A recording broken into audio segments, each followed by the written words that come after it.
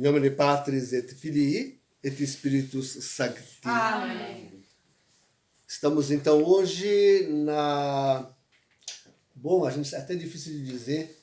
É o 24º domingo, mas o 24º domingo é o último. Então a gente pega as missas que sobraram depois da Epifania e reza. Nós estamos rezando a sexta missa que sobrou depois da Epifania. E como me alegro de ver-vos aqui, querida família Amaral, né? Eu tinha saudade de vocês todos, que bom. E oxalá Deus nos ajude a cada vez mais reunirmos e congregarmos realmente todos nós em Jesus. Mas hoje nós temos aqui uma explicação de parábola. Nos evangelhos nós temos duas explicações do que seja uma parábola. Uma tem que ser aplicada de forma diferente, porque diz lá que as parábolas eram para aqueles que não querem ouvir, não entenderem nada mesmo. Mas aqui a interpretação de parábola, bem, nem se dá na verdade uma interpretação de parábola. A sermos bem verdadeiros, aqui não se ensina o que seja uma parábola. Uma parábola é isso, toma-se de algo conhecido, bem familiar, uma anedota, um conto, e se visa um ensino que aquele conto conduz. Então isso é uma parábola.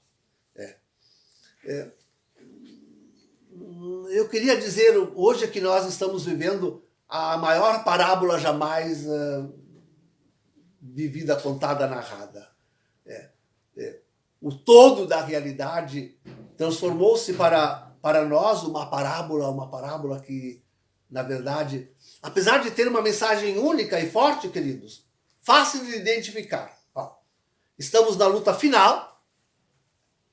É isso que a parábola diz. É fácil de identificar. Estamos na luta final e essa luta se trava entre o bem e o mal, entre Deus e Lúcifer. Eu nem gosto de dizer que é uma luta entre Deus e Lúcifer, porque Lúcifer não é páreo para Deus. Não existe luta entre Deus e Lúcifer. Mas é Lúcifer que tenta atingir a Deus e tenta atingir a Deus através da sua criação, especialmente através de nós. Então, esse é o grande ensino da parábola de hoje. Só que ninguém consegue ver, ninguém consegue entender que nós estamos vivendo a maior parábola jamais vivida por toda a humanidade. Estamos no fogo desta parábola, como jamais ela foi realmente testemunhada, vivida. Agora, trata-se de a gente conseguir identificar a realidade que está vindo sobre nós. Trata-se de abrir os olhos, de clarearmos para vermos aquilo que de fato está acontecendo.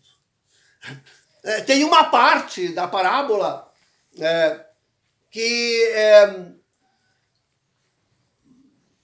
bom, está na palavra hoje. E em duas parábolas, isto é, a isonomia de Jesus entre homem e mulher é uma coisa muito bonita de aprender, viu?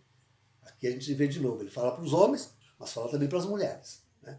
Para os homens ele usa aquela parábola da semente, para as mulheres aquela do fermento. Mas a mensagem é a mesma, isto é, ele está dizendo que o reino, afinal, tem em si mesmo a força suficiente para crescer e expandir-se. Bom, nós vimos a realização dessa parábola, sobretudo Sim, identifico em dois momentos a realização dessa parábola. Sobretudo no milênio. O milênio já acontecido foi a força deste evangelho realmente sendo invadindo todo o mundo. Né? O milênio. Quer dizer, a segunda, que também nós veremos, mas ainda não aconteceu, é naquele intervalo, aqueles 45 dias que se dará entre os 3 dias de trevas e o retorno de Jesus. Então essa parábola será realmente grande, a aplicação desta parábola será realmente grandiosa, porque teremos a grande e vitoriosa igreja dos remanescentes do mundo inteiro, que não serão essa igreja remanescente que hoje nós identificamos em nós mesmos e que somos um pequeno resto, mais perdido do que achado no meio dessa parábola do mundo. Mais perdidos do que achados no meio dessa parábola do mundo. Ainda que nós devamos ser aqueles que estão achados. Nós devemos ser aqueles que estão achados na parábola que estamos vivendo neste mundo. Mas então, naqueles dias, isto é, toda a igreja remanescente imensa, grande, muito maior do que jamais foi, inclusive durante o milênio. Naqueles dias, a igreja será muito maior, inclusive maior do que foi durante o milênio cristão, católico. Então, naqueles dias, sim, aí os olhos de todos, inclusive os nossos, estarão bem abertos para entender tudo aquilo que nos aconteceu. Só que tudo que nos aconteceu é o que nos acontece hoje, daqui a pouquinho nos acontecerá. E essa é a grande parábola na qual realmente o mundo, para a qual o mundo realmente está cego e nós estamos tentando enxergar, não é tão fácil de enxergar e de responder. Trouxe aqui, queridos, para vocês verem umas palavras que o pessoal do Provida lá nos Estados Unidos andou pronunciando acerca da Conferência Episcopal Norte-Americana e que serve para as conferências episcopais de modo geral, mas não, nem só para as conferências episcopais, serve perfeitamente para a contra-igreja de Cristo. Aliás, eles aqui procuram... eles dizem isso também, dizem exatamente isso também, colocando as palavras de João Paulo II, eles dizem, referindo-se aos bispos, no caso da Conferência Episcopal Norte-Americana, sobretudo diante dessa imensa parábola que está aí na igreja e no mundo e nas eleições norte-americanas, mas eles dizem, com as palavras de João Paulo II, eles não são descendentes dos apóstolos. Eles são aquilo que disse João Paulo II, isto é, a anti-igreja. Dom Viganó tem dito isso. Eles são a anti-igreja. Quer dizer, e recomenda para que se abram os olhos, para que vejam, ele recomenda aos católicos, isto é, a igreja remanescente, dizendo: todo católico deve sacudir o pó dos pés em relação a esta contra-igreja, eu vou dizer, a esta contra-igreja. Deixar de escutá-los. Devemos colocar nossa fé em Jesus. Então, sim, dizem eles, os bispos católicos erraram.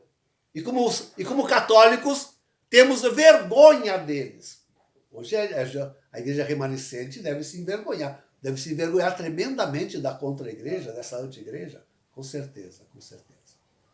Mas a palavra mais forte que eles dizem, que deixei por último, dizendo que, definindo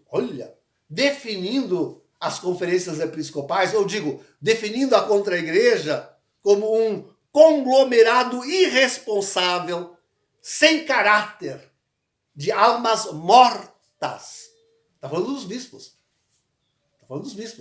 São um conglomerado irresponsável, sem caráter, de almas mortas.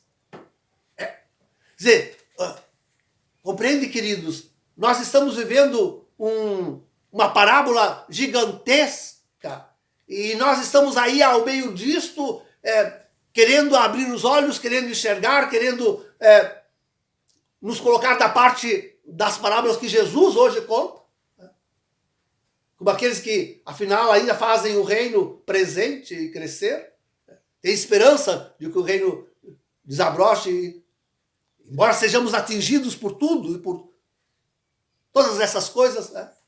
Então, mas a verdade é que esta grande parábola universal, que está tragando, está golpeando, está destruindo a igreja e a humanidade, não é entendida por nada, não é entendida por ninguém. Né? Quem é que, na verdade, está entendendo que lá nas eleições norte-americanas se trava essa grande luta entre o bem e o mal?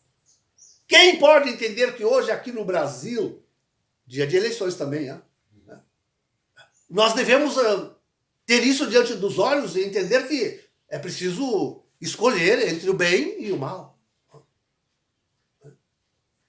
E quem de nós está entendendo que, afinal, dessa grande batalha, dessa parábola universal, só vão colaborar para a realização das parábolas de hoje aquele povo que, de fato, abrir os olhos, enxergar, entender e se postar valentemente. Como são aqui agora necessárias recolher estas candentes palavras do apóstolo Paulo na epístola da missa de hoje. E com essa visão que ele nos dá, isto é, do retorno de Jesus, da vinda gloriosa do Senhor, e realmente nos fazermos cristãos católicos perfeitos. Olha, faz parte dessa parábola gigantesca. E que tarefa, e que difícil. Né? Nos fazermos cristãos católicos verdadeiramente perfeitos. Deus precisa de uma obra de perfeição. Né? Esta obra de perfeição que Deus precisa está hoje nas mãos desse resto de igreja, da igreja remanescente, esses poucos que estão vendo essa parábola gigantesca. Essa obra de perfeição está nas mãos daqueles que, no topo desta consciência, estão se recolhendo realmente em refúgio. E como é difícil para nós. Como é difícil também para nós vermos aí ao meio desta gigantesca parábola. Em nome do Pai, do Filho e do Espírito Santo. Amém.